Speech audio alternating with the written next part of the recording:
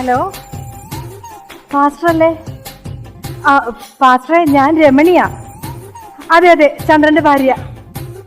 അല്ല, പാസ്റ്റർ ഇങ്ങോട്ട് വരാന്ന് പറഞ്ഞിട്ട് വന്നില്ലല്ലോ. 16-ാം തീയതി വരാന്നല്ലേ പറഞ്ഞത്? ആണോ? അയ്യോ, അതല്ല പാസ്റ്ററെ, ഇന്നൊന്ന് വരാൻ പറ്റുമോ? അല്ല, അത്രക്ക് പ്രശ്നമായതുകൊണ്ടാ പാസ്റ്ററെ. ഒരു രക്ഷയില്ല പുള്ളിനെ കൊണ്ട്. അല്ല, പാസ്റ്റർ ഒന്ന് വന്ന് തലയിൽ തൊട്ടൊന്ന് പ്രാർത്ഥിച്ചു കഴിഞ്ഞാൽ മാറും. ഉറപ്പായിട്ട് ചന്ദ്രേട്ടന്റെ കൂട്ടി മാറും.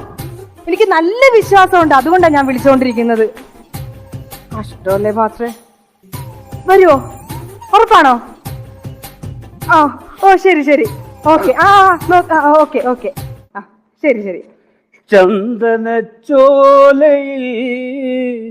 മുങ്ങി നീരാടിയൻ ഇളമാൻ കിടാവേ ഉറക്കമായോ. പോന്ന പോക്ക് കേട്ടോ, സംഗതി പോന്ന പോക്ക് കണ്ടോടി എന്റെ രമണി കുട്ടി. ഇന്ന് നിങ്ങൾ കള്ളും മേടിച്ച് കുടിച്ചിട്ടാണല്ലേ വന്നേക്കുന്നത്? പിന്നല്ലാതെ കള്ള് തന്നെ ഇറങ്ങിപ്പോകാനുള്ള ഓപ്ഷൻ ഒന്നും ഇതുവരെ കണ്ടുപിടിച്ചിട്ടില്ലല്ലോ. അപ്പൊ ഞാൻ കുടിച്ചേ പറ്റൂ.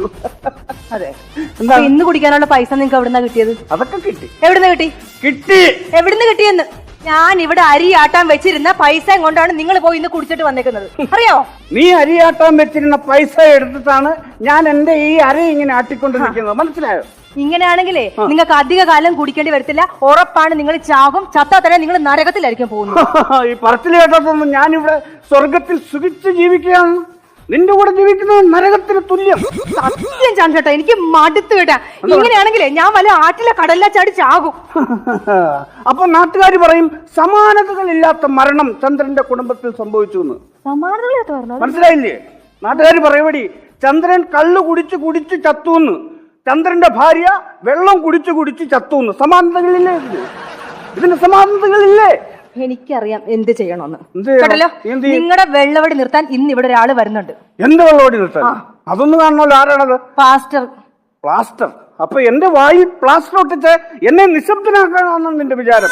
അങ്ങനെയാണ് എന്റെ ഈ 2 കൈകൾ മാങ്ങാ പറിക്കാൻ പോകില്ല. ആ പ്ലാസ്റ്റർ വലിച്ചു കീറിട്ട് ഞാൻ കൂടി തുടരും. വലിച്ചു കീറുന്ന നമുക്കൊന്ന് കാണണം. കാണാൻ കാണാം. എന്നെ വിടു നിർത്താൻ ഒരിക്കലും നടക്കത്തില്ല രമണി, അതൊരിക്കലും നടക്കില്ല.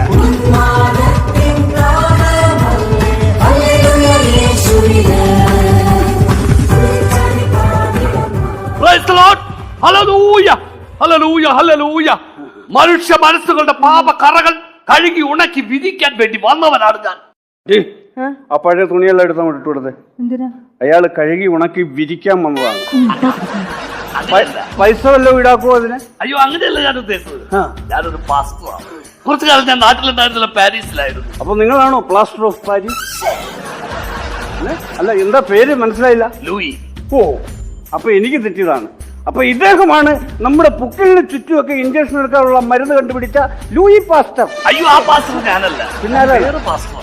ഞാൻ പറഞ്ഞില്ലേ, മനുഷ്യ മനസ്സുകളെ കഴുകി ഉണക്കി അലക്കി വിധിക്കാൻ വേണ്ടി വന്നവനാണ്.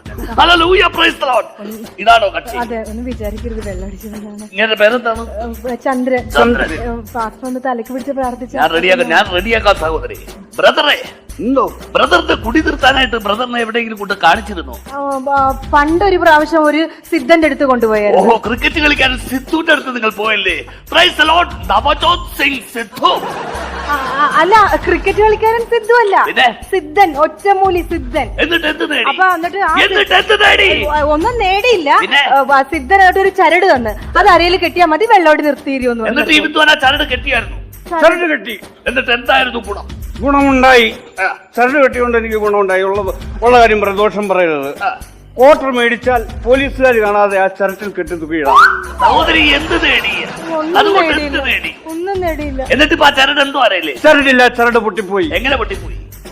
ലിറ്ററുകൾ താങ്ങാൻ ശേഷിയില്ലാതെ വന്നപ്പോൾ ചരട് പൊട്ടിപ്പോയി. അത്രേ ഉള്ളൂ, വേറെ കാര്യമൊന്നുമില്ല.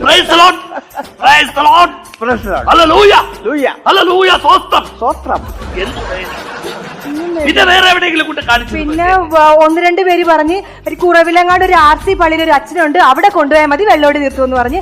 പക്ഷെ അവിടെ ഇയാള് പോയില്ല. എന്തുകൊണ്ട് പോയില്ല ബ്രദർ? എന്തുകൊണ്ട് പോയില്ല? ഞാൻ പോയി പാസ്റ്ററെ. ഇവള് പറഞ്ഞ റൂട്ട് തെറ്റാണ്.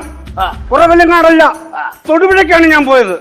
തൊടുപുഴ ചെന്നു, ആസിഫിലിയുടെ അച്ഛനെ കണ്ടു. അപ്പൊ ഞാൻ കാര്യം പറഞ്ഞു, നീ കുടിക്കാതിരിക്കുക, അത് നിന്റെ വിഷയം, എന്റെ വിഷയമല്ല, എന്റെ മോന്റെ കാര്യം എനിക്ക് നോക്കിയാൽ മതിയെന്നു. ആരെയാണ് പോയി കണ്ടത്? ആസിഫിലിയുടെ അച്ഛനെ. കുറവിലങ്ങാടല്ല, അങ്ങനെ തൊടുപുഴയാണ്, അറിയാമോ? ഇവള് പറഞ്ഞത്, ഈ സഹോദരി പറഞ്ഞത് ആസിഫ് അലിയുടെ അച്ഛനെ കാണാനല്ല, ആസിഫ് പള്ളിയിലെ അച്ഛനെ കാണാനാണ്. എന്നിട്ട് എന്ത് നേടി? ഒന്നും എന്ത് നേടി ബ്രദർ?